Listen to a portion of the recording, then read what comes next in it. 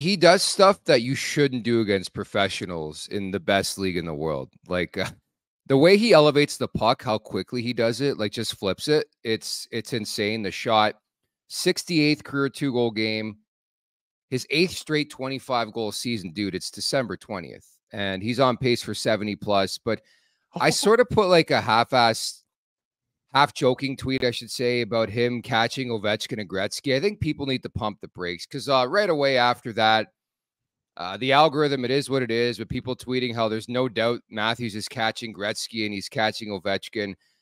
I think you have to put some more stock and credit into how amazing the career has been of Alex Ovechkin and Wayne Gretzky specifically and others, where it's like the longevity. Can Matthews score 50 a year for the next like 9 years? Like, considering health and all that, like you have to give some props sometimes. And to suggest he's going to do it, I still think is far-fetched. I believe in it clearly last week. I mean, I brought it up. I think this guy could be already a top 3 goal scorer of all time, the way he scores. But to do it for that many years, I think what makes it so impressive for the likes of Alex Ovechkin.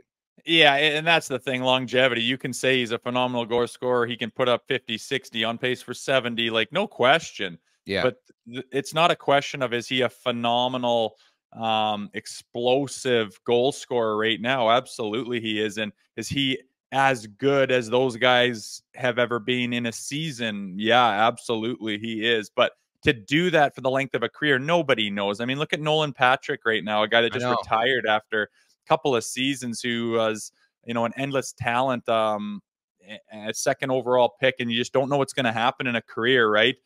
Injuries, little slumps here and there. You get into situations where the team's not doing anything around you, and yeah, it just, you can't predict the future. So I certainly wouldn't put money on it, but if anyone can do it, it looks like he's a guy that could try to make a run at it. But there's absolutely no reason to say, oh yeah, he's doing it for sure. Like, what are you talking about? There's a decade of insane hockey that has to be played before we even have that conversation. Well, that's the thing that makes Alex Ovechkin so great. I think his ability to stay in the lineup, the way he plays the game, like he's just built differently, man. You've played against him. You've seen him in a Vegas casino. He's built like a truck, man. Like, and that's the thing. Like, Matthews has had some injury concerns in his career.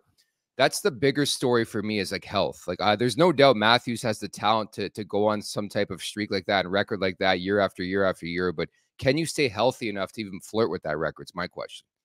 Yeah, to do something like that takes a lot more than talent. There's 1,000 players that are talent coming out of their ears that have played this game who don't even come close to some of the records. You need a lot more going for you, and some of it is luck, right?